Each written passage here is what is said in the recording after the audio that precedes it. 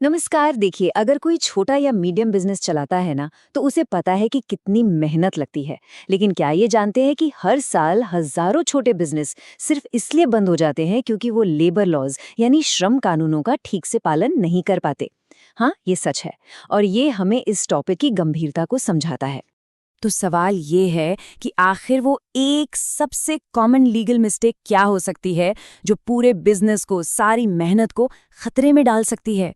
इस सवाल का जवाब जानना, सच पूछिए तो किसी भी बिजनेस के भविष्य के लिए जिंदा रहने जैसा है। ठीक है, तो चलिए इस भूल भुलैया को सुलझाने की कोशिश करते हैं।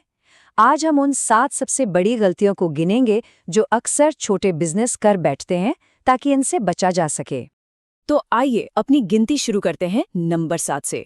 अब ये एक ऐसी गलती है जो देखने में तो बहुत मामूली लगती है, लेकिन सच ये है कि ये बिजनेस की नींव को ही खोखला कर देती है। और वो है रिकॉर्ड कीपिंग का ठीक ना होना। जरा सोचिए, मान लीजिए किसी पुराने एम्प्लॉय ने अचानक केस कर दिया कि उसको ओवरटाइम का पैसा नहीं मिला। अब अगर उसके काम के घंटों का कोई पक्का रिकॉर्ड ही नहीं है, तो कैसे साबित करेंगे कि उसका दावा गलत है? नहीं कर सकते। बिना सबूत के कोर्ट हमेशा एम्प्लॉय की ही सुनेगी। इसीलिए याद रखिए, काम के घंटे और दी गई सैलरी का हर रिकॉर्ड रखना सिर्फ एक अच्छी आदत नहीं, ये एक लीगल शील्ड है, एक कानूनी ढाल। चलिए, अब आगे बढ़ते हैं नंबर 6 की तरफ। ये एक ऐसी गलती है जो अक्सर लंच टाइम के आसपास होती है। देखिए, कानून साफ कहता है कि एम्प्लॉयज को काम के दौरान अनइंटरप्टेड यानी बिना किसी रोक टोक के मील और रेस्ट ब्रेक्स मिलने ही चाहिए। और बिना रोक टोक का मतलब सच में बिना रोक टोक है। मतलब उस टाइम उनसे किसी भी काम की उम्मीद नहीं की जा सकती, एक ईमेल का जवाब देने की भी नहीं।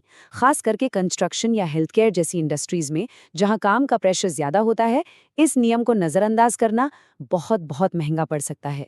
और अब नंबर 5, ये वो गलती है जो तब होती है जब कोई एम्प्लॉय कंपनी छोड़कर जा रहा होता है।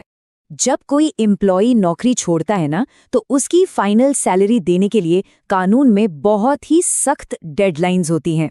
इनमें जरा सी भी देरी या गलत पेमेंट का मतलब है सीधे सीधे कानूनी पंगों को बुलावा देना।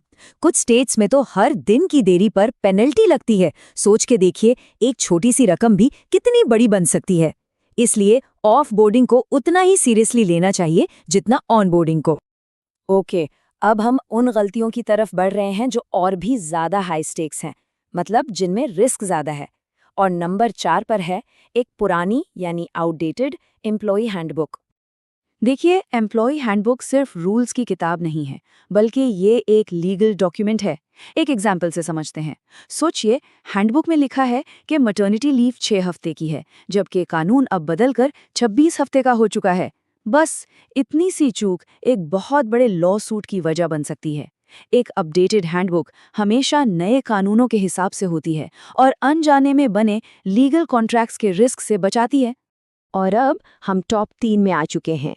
नंबर 3 पर है इलीगल अनपेड इंटर्नशिप्स। बहुत सारे बिजनेस ये सोचकर चलते हैं कि अरे इंटर्न ही तो है, इसको पे करना जरूरी नहीं है। लेकिन ये एक बहुत बहुत बड़ी गलतफहमी है।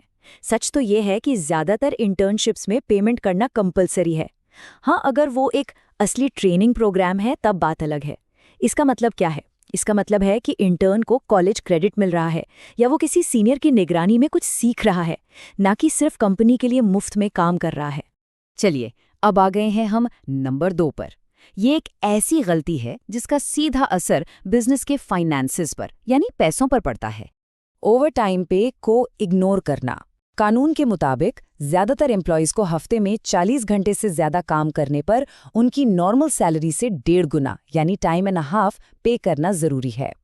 हाँ, ऐसा है कि मैनेजर्स या कुछ प्रोफेशनल्स इस रूल से एग्जेम्प्ट हो सकते हैं, लेकिन कौन